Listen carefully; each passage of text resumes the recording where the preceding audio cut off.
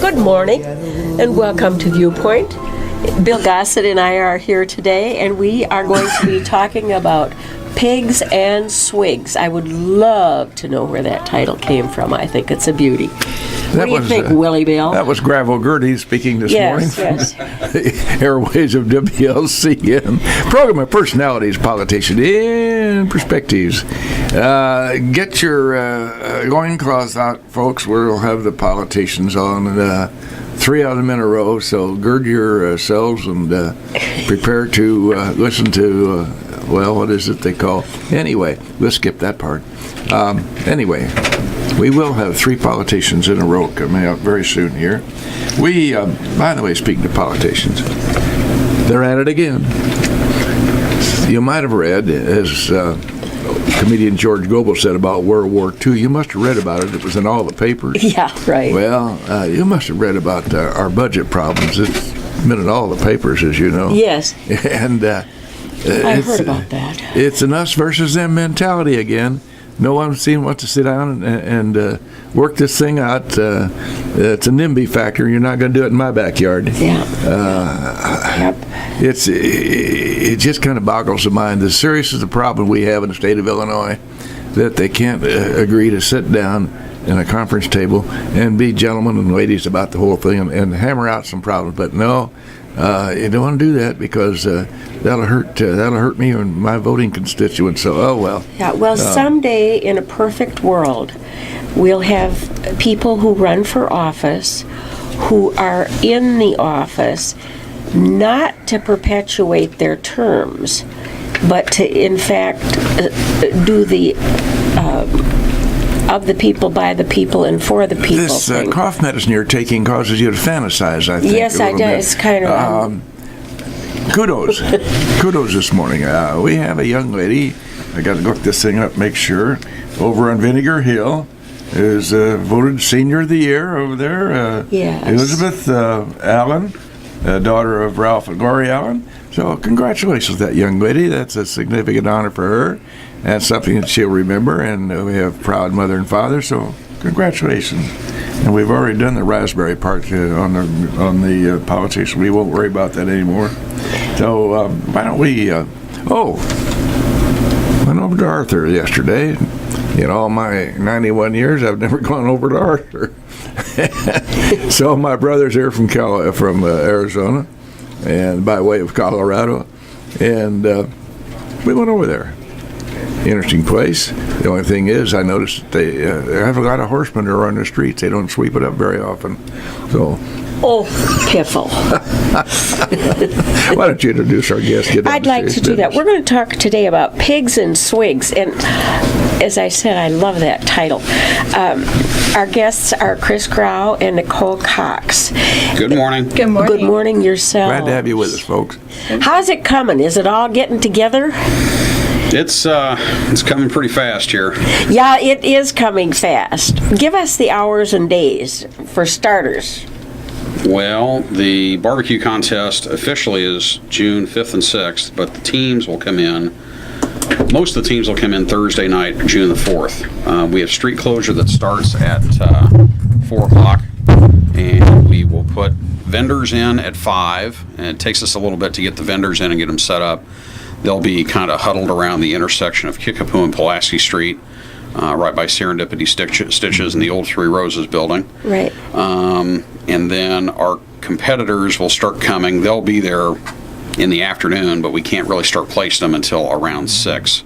And we'll probably have about half of them that will be there Thursday night, June the 4th, and then the rest of them will come in throughout the day on Friday. And then most of the vendors will be set up, ready to serve lunch, barbecue, by probably 10:30 or 11 on Friday. And we'll go all the way up until probably about 10 o'clock Friday night, and then pretty well all day on Saturday. Now, this is a nationally sanctioned event, isn't that right, It Chris? is. It's sanctioned by the Kansas City Barbecue Society, and the KCBS teams that are coming are considered professional level, and we do have a number of teams that cook barbecue pretty well every weekend, just like people race in NASCAR every weekend, kind of vying for a national purse or a national points title. And it's they had such interesting looking barbecues.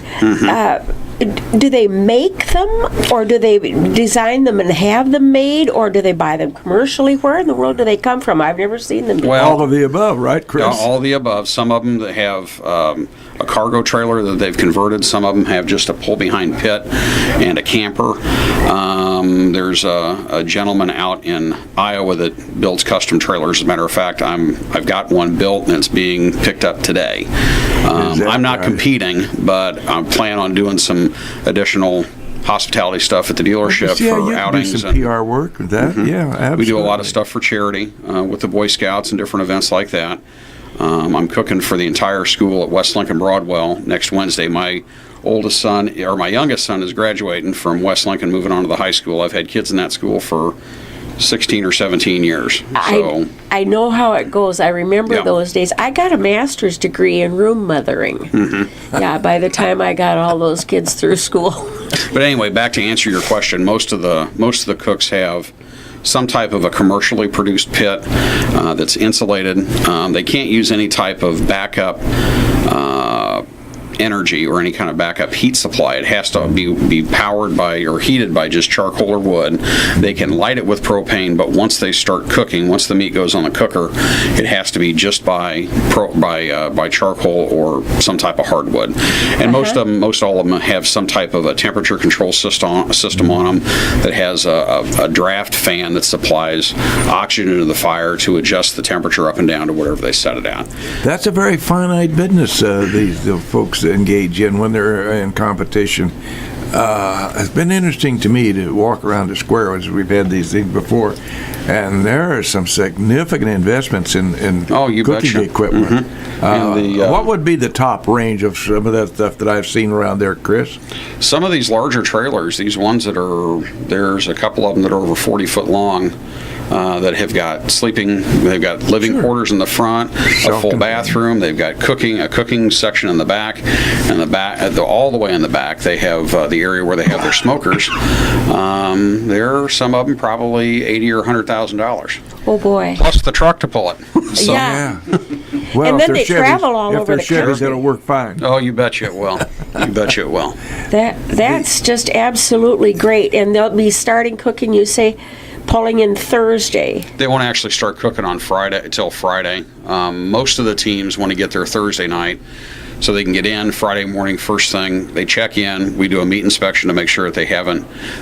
The meat can be trimmed, but it can't be rubbed, it can't be marinated, it can't be injected until they actually arrive. The meat has to be either in a sealed container on ice, but it can't have any type of preparation as far as altering the flavor. But once the meat's inspected, then they can do pretty much whatever they want to it as far as brining, injecting, seasoning, rubbing, and that will start on Friday. And then some of the teams, there's two different methods of cooking barbecue, and it's either low and slow, which is a lower temperature for a longer period of time, but some of the teams have adopted a hot and fast cooking method where they'll start Saturday morning about 4:30 in the morning and be ready to turn in by noon. The larger cuts of meat, the pork shoulder and brisket is usually a 12-pound pork butt and maybe a 15 or 16-pound brisket that takes 12 to 14 hours to cook. So it's a long cooking process. And the other two meats, the chicken and ribs, are relatively short time. Chicken takes about 3 hours to cook, and then ribs take about 6 or 7 hours to cook. Now, since this is a contest, Chris, do the judges for this come from away, or are they people here? We have, right now, I think we have 60 judges signed up between the judges that do KCBS and also the table captains. I would say probably 3/4 of them are from out of town that travel. And we have a couple, I think the one farthest this year is all the way from North Carolina. And do they have like a checklist that when they're judging the meat that you've cooked, that they look for this and this and this and this so that everybody's being judged on the same? They're scored on 3 categories, appearance, taste, and tenderness. And it's a scoring system from 1 to 9, 9 being the best. and you really have to goof something up to get something below a 5. You would get. I could do it. If something, if they have a rule infraction where they have a foreign object in the box, or if they have specifically, like if they have chicken that's undercooked that still has red juice in the middle, that entry could be disqualified, but it would be scored a 1 as inedible. But the biggest thing that they can do, or the highest score that they can get, is scoring a 180, which would be perfect, where you have 6 judges score everything 999 all the way across, where it'd be the highest score for appearance, taste, and tenderness, and you have 6 judges score it 999. And we were at a contest down in Mount Carmel, and some folks that I know from Cessna Park scored a 180 in brisket. And Did they? That's it's like like Nadia Comanich's perfect 10 at the end. It's just a little different than cooking brats in your backyard, kid. I'd say that it's a little bit above my pay grade. Nicole, your participation in this is in what field, please? So I am helping the Young Professionals Network of Logan County plan the craft beer portion of Pigs and Swigs. You're the Swigs. We're the Swigs and he's the Pigs. There you go. That's a compliment. Yes, absolutely. Well, tell us where your swigging is going to take place. Sure. And how you've got it set up, please. Sure. So what we're doing is on the 100 block of South Kickapoo Street, right in front of, by the Bean and Serendipity Stitches over there. And we are going to fence off almost the entire street. And each brewery coming will have their own 10 by 10 pop-up tent. And then we'll have one big tent for just the stage and some tables and chairs. We'll have picnic tables, some bags they can play, washers, whatever. And as people enter, you have to be 21 to get into the fenced-off area, obviously, and there's a fee to get in.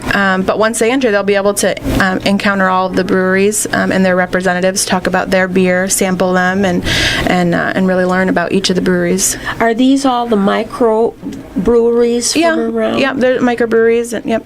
And from how far are the people coming? Sure. So we have 2 breweries coming from Peoria, 2 from St. Louis. We have one from Mahomet, Illinois. So from here to St. Louis, they're coming. So we have 7 breweries altogether. Oh, that's interesting. So the folks can come down and take a little taste of the little swig of this and find out whether they like this beer or that beer. Absolutely. A lot of craft. Are they going to vote then on the... Yes, so we'll have a People's Choice of best overall brewery, and that could mean, their customer service was really great or their beers were really good overall. And then we'll also have People's Choice best brew, so whatever your favorite brew was, you can vote for that. Yep. And so on Saturday, we're also having a home brew competition, and there's a lot of home brewers in this area, which I had no idea, but there are a lot of them. And so we have a few people who've entered that contest already, signed up, and they're bringing anywhere from 2 to 4 beers to be judged, and we'll give out awards: best in show, second place, third place. There's a story in my family about my sainted grandfather was making some beer in the basement, and one night during dinner they heard an awful lot of popping, and it was the beer lids. Oh no. Yeah, that would make a mell of a hess, wouldn't it? Do the folks pay an entry fee to get into the craft beer area? And the same in the pig, in the cooking end, they pay an entry fee to come in? Well, the competitors pay to get in. The spectators. That's what there's I meant. No admission charge for that. I meant those who are producing the product. And there's a fee for the breweries to enter, but we provide everything they'll need for the weekend, and we've worked with them on that. So. Something else that they're doing on Saturday that I think is going to be really, really neat is they're doing Chris, use that mic.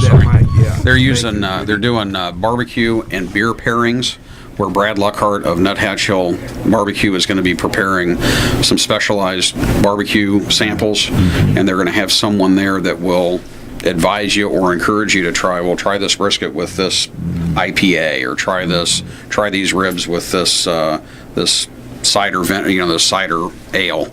So it's something that's completely different. I've never done that before. I hope that I have an opportunity to do it. Unfortunately, it's right about the time that we're getting ready to present awards, and we're going to be writing some checks out, and I just don't know that I can be in there. But I think it's a great thing that they're doing, that they're trying to, get both of the events kind of tied in together. Right. Now, some of these cook-off events around the country, there's pretty good payoffs, isn't there? Oh yeah, you bet. And we have the second highest payoff, or our second highest purse in Illinois. Yeah, right here. Second only to 17th Street Barbecue, to the Murfreesboro Barbecue Cook-Off in now describe September. Payoff. What will it be, Chris? For ours, $15,000. That's a heck of a purse. We have a $3,000 purse for Grand Champion, $1,500 purse for Reserve Grand Champion, and then we pay out 10 places all the way back in each one of the categories. And all of that money is sponsored by local businesses: State Bank of Lincoln, Cisco, Lincoln IGA, myself, my brother-in-law Brad Nichols, Nichols Motor Company, Croft Fertilizer, Shealy Trucking, Stufferia Pizza. Am I forgetting anybody? We just signed up AAA Siding and Windows. Larry at AAA Siding and Windows is very excited when we approached him, and he's going to be our refreshment center sponsor this year. Good. And it's So just we have been local sponsorship and local monies giving the support to this project. Yeah, there's a lot of different. But the contest will do their budgets a lot of different ways. But the way we set ours up, the entry fee that the contestant pays for all the ancillary expenses, the insurance, the advertising, the electrical, all the stuff that it takes to put it on. But all of the purse money is all sponsored by local businesses. Croft Fertilizer sponsors the brisket category, so they give us $1,500 that's split up between the 1st through 10th place. Shealy Trucking sponsors the chicken category, so they pay for all the chicken prizes. Wow. Yeah, and it's a pretty big deal. With this entire cook-off, I was amazed when I saw our budget this year. We have a budget of over $40,000. That's a big piece of change. Yeah, right? it is, and it's How all does this supported compare by. with the last year's contest that we had. Are there any changes other than dates and so forth? I don't know that we'll have as many professional level teams this year. Last year we went into it, we had 54 teams signed up. We ended up with a couple that couldn't make it, and we ended up with 50 competing. I'm thinking I've forecast 40 KCBS teams. We're sitting at 34 right now. We just got one that signed up last night. In the last 2 weeks, it's human nature. These folks, just like anybody, don't want to make a commitment and don't want to spend their money until the last minute. So we'll probably have another dozen sign up. So we may make it to 45, but we're kind of planning on 40. We have room for 57. And when you get to 50 teams, it's a lot to manage. It's a lot of judges. We have to call in an extra rep from Kansas City Barbecue Society to help us rep the contest. Oh. And we have the teams tucked in every nook and cranny, every side street, every parking lot. Everywhere you look, there's a barbecue team cooking, which puts a smile on my face. Gets me excited. It does. From the very modest and to the grand ones. Sure. And then also, we not just the KCBS level, the professional teams, we also have backyard barbecue that'll be starting on Saturday at 6 a.m. And those teams, it's the local guys that haven't made the leap to KCBS yet. Sure. That will be doing 2 entries, ribs and chicken, and that's sponsored by Royal Oak Charcoal and hosted by Life Point Church. And then something new we've added is Kids Q, where we've got 2 age groups of kids that are going to be cooking a pound of hamburger. They'll get a Weber grill that they get to take home. They'll get lit charcoal, a 9x9 turn-in box, and a pound of ground beef, and they can cook it however they want. But it's got to be cooked on the grill, and they've got to turn it in the 9x9 box. And the age categories for the 2 groups are what? 7 to 11 and 12 to 15.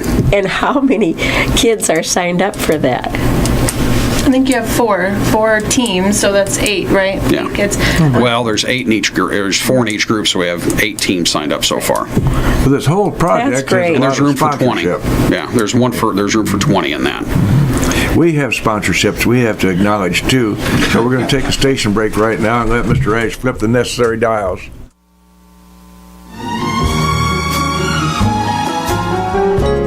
And we're right back live in the studios here high on County Highway 2250 Lazy Row. A guest this morning, Nicole Cox, and the ever-present Mr. Chris Graue. You know, Judy, just a quick aside, it gives the old fella here a great deal of pleasure to sit here and work with Chris, having had so much respect for his dad, and working with Bob Graue many times in civic events and so forth.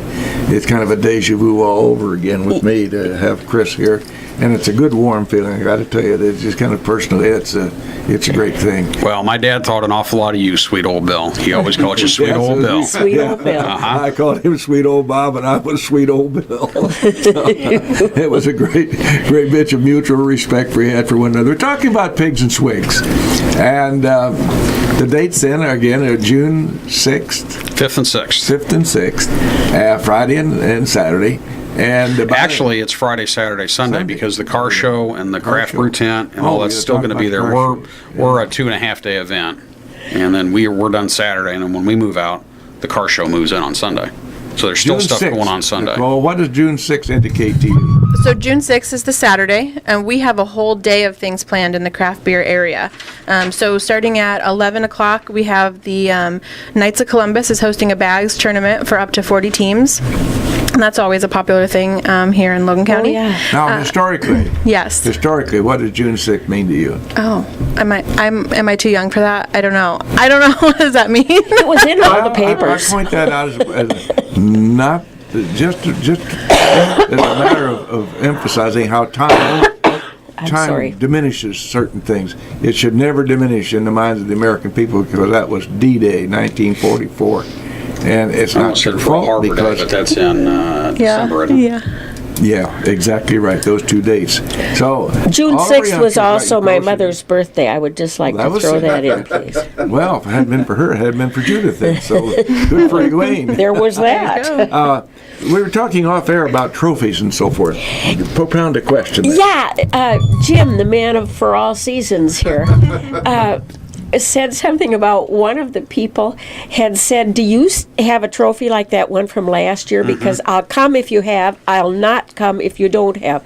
What in the world was the trophy? And well, the person that asked that question was Shad Curtin from Des Moines, Iowa. I used to live there. He was our grand champion 2 years ago, and we have a very unique watermelon-shaped trophy. The base of the trophy is a watermelon, just the same dimensions as the watermelon that's downtown by the Lincoln. We have a local craftsman, Jack Caldwell, down in Williamsville, makes the watermelon trophy basis for us. We have the big watermelon trophy for the grand champion, then we have a smaller watermelon trophy for each one of the categories.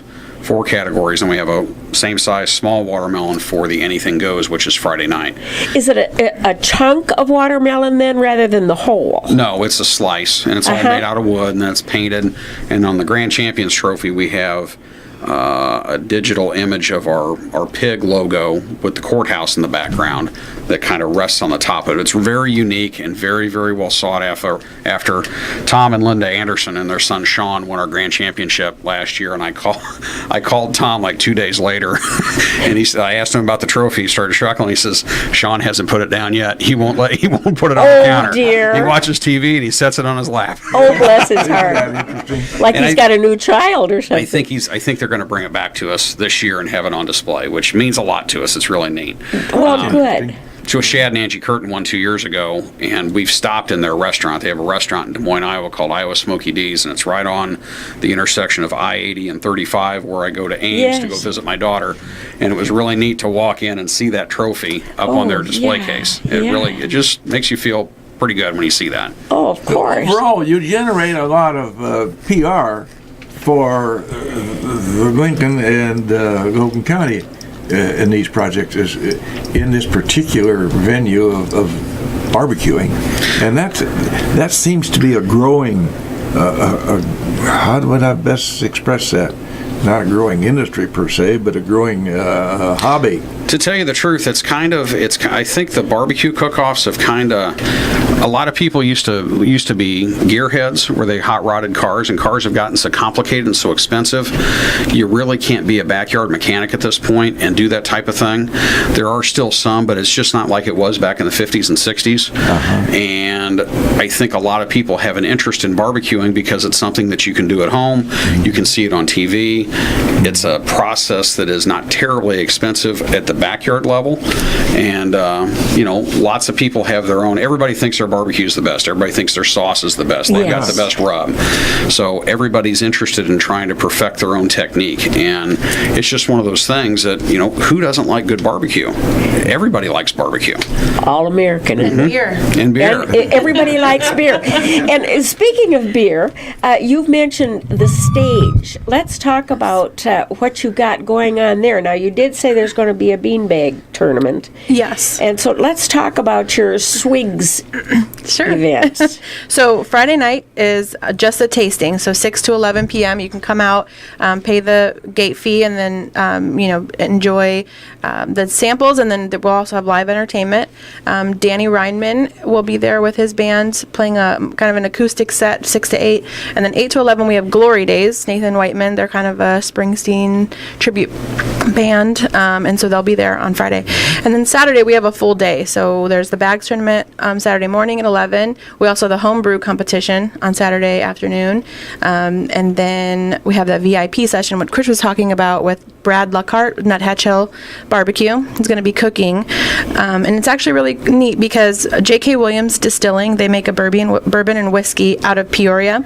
They've donated some of their product to Brad, and he'll be cooking his food with their whiskey and bourbon, and then when he brings it to sample, we'll be pairing it with beers like Chris was saying. So that ties in the pigs and swigs, and then our tent opens again at 6 o'clock for tastings on Saturday.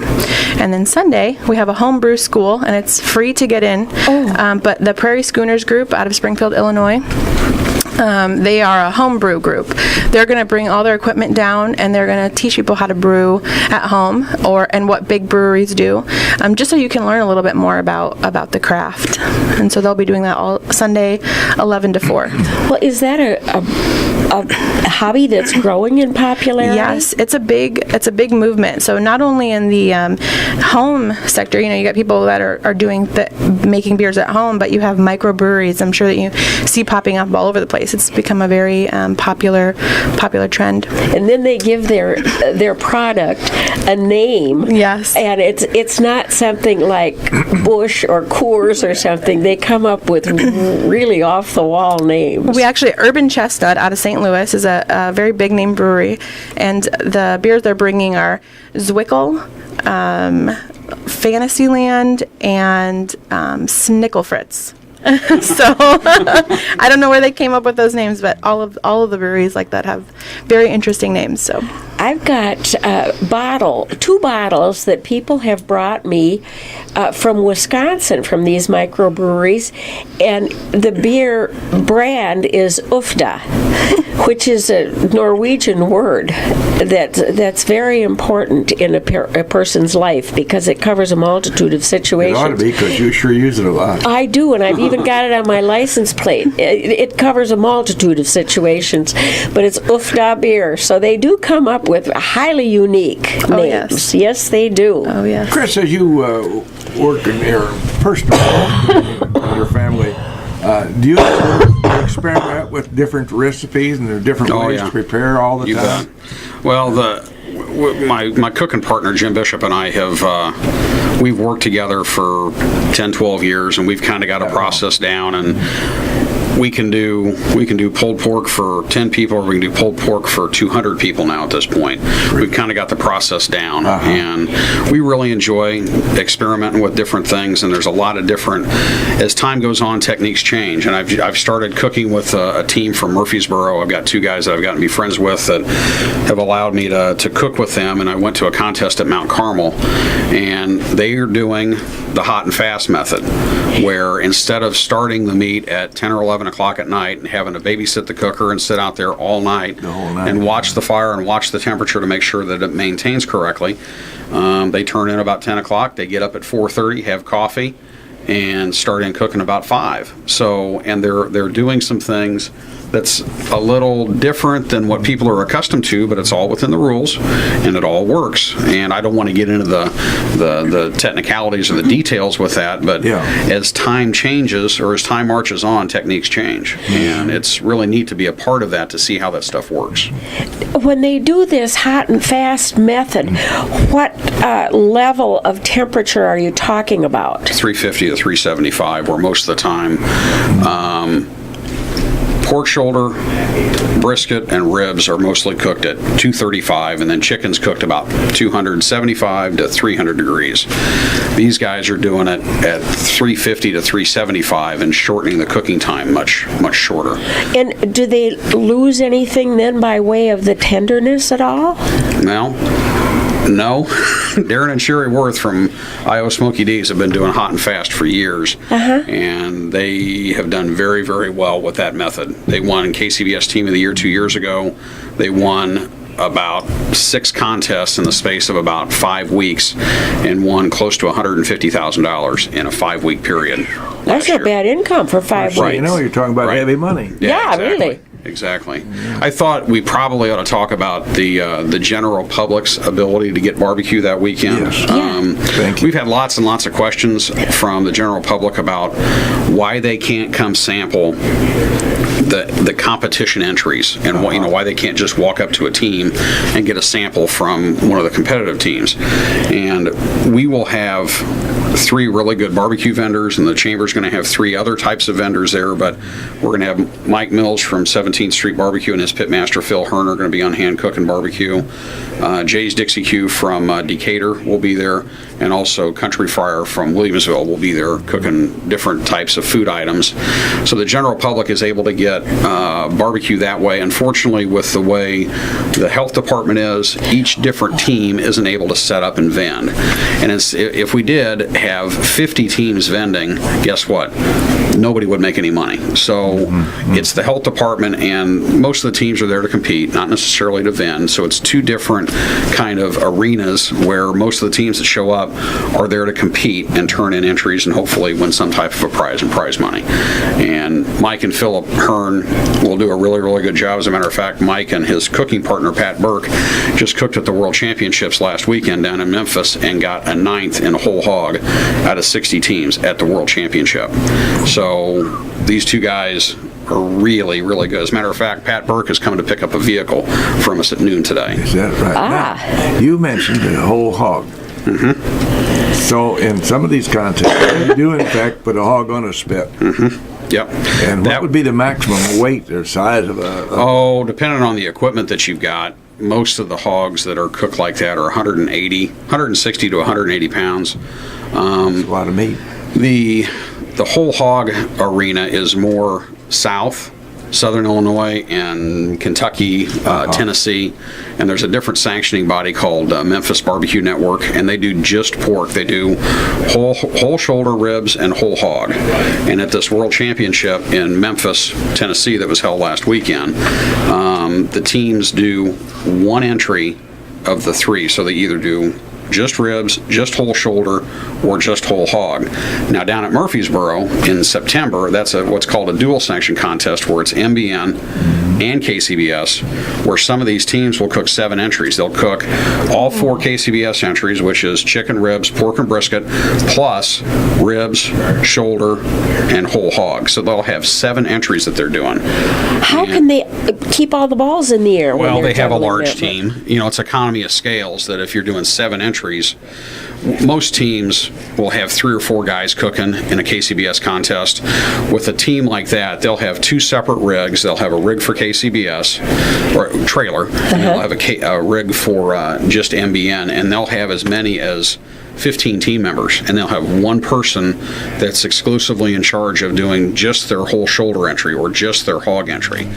And it's a pretty big deal when you get into an arena like that. There's a lot of work that goes into it, and some of these entries, when you see them, how they're presented, it's just, these guys are artists, and they're very, very good at their craft. You can see the depth of his interest and passion for this. At what time, your introduction to barbecuing, Where were you Well- in age at that time? I started dabbling with it when we lived in Williamsville. I had a barrel grill built, and I started messing around with it. But That's a day or two ago. my fascination with barbecue happened at the Illinois State Fairgrounds. My wife and I were down there for a horse show. My wife loves horses. We were at the Coliseum for a horse show, and there was a barbecue vendor from Texas, and he was serving a sandwich called the Biggin. And it was a beef brisket And sandwich. it was a big one, huh? And we were there the entire day, and I had 2 of those sandwiches, and I just loved it. And I thought, man, I got to figure out how to cook it. And I didn't know brisket from ground beef at that point.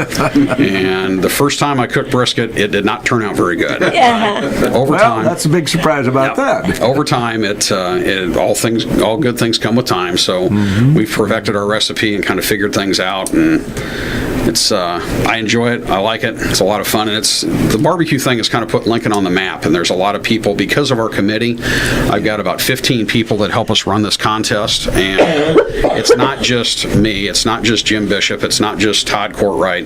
There's a whole list. There's 15 of us that have each taken ownership a different part of this contest, and we try to do a really, really good job. And I give the guys a little bit of a pep talk before the contest each year that we are the ambassadors of Lincoln and Logan County that weekend, and we have to make sure when these people come to town that they have a good experience, because we love barbecue, we love competitive barbecue, but we also want to showcase Lincoln and Logan County, and hopefully at some point somebody might decide, well, that place Lincoln was pretty nice, let's go set up a business there. So the more people we can get into town, I think we're better off with it. You know, Chris, Jim, he sells cars with the same sort of depth of knowledge and enthusiasm, too. That's why he's a successful automobile dealer. He has that enthusiasm for his product and knows how to relate to people. I appreciate that. That chip didn't fly far from the stump, let me tell you. Now, Ms. Cox, before we close here, which is pushing us pretty quickly here now, do you have any closing comments? Just one that I didn't get to the cost of the craft beer. So it's $40 for a 2-day pass, and that gets you 10 tasting tickets a day and a souvenir glass. And then it's $25 for a 1-day pass. So if you're just coming on Saturday, it's $25 to get in, and you get 10 tasting tickets and a glass. And that lets you play the games as well. Yep. And listen to the music. Absolutely. Okay. Well, Chris? Yeah, and the car show is on Sunday, you said. Yes. And the Taste of Logan County Agriculture is also on Sunday. The Farm Bureau puts that on, and they do a whole spread of agriculture in Logan County and highlight that. Well, good for them. Well, that's going to be a big weekend. It is. Any closing comments for you, Mr. Graue? No, just come down and see us in downtown Lincoln. We're pretty excited about this, and there will be a lot going on. And we're really excited about the Kids Cube. Woods and Baits have signed up as our sponsor for that. Royal Oak Charcoal has helped us with that, and we're really excited about adding a new section or a new thing to the list. And I think Backyard brought 25 competitors last year with a lot of families, and we're expecting probably closer to 35 backyarders this year, and now 20 Kids Q teams, and we wanted to include more families and kids. And I love that kids part.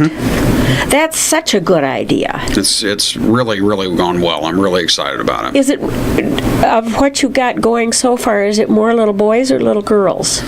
You know, I looked at the entry list yesterday, and I can't tell you. My son signed up, so we have.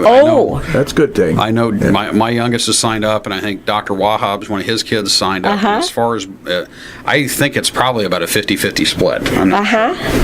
Well, Pigs and Swigs, June 5th, 6th, and 7th. It's going to be a lot of fun, folks. Come down around the courthouse square. We appreciate the presence of Nicole Cox and our good friend Chris Graue. Chris will remember, since he's been with us before up here, we always try to close with a comment that's somewhat germane to the subject matter of the day.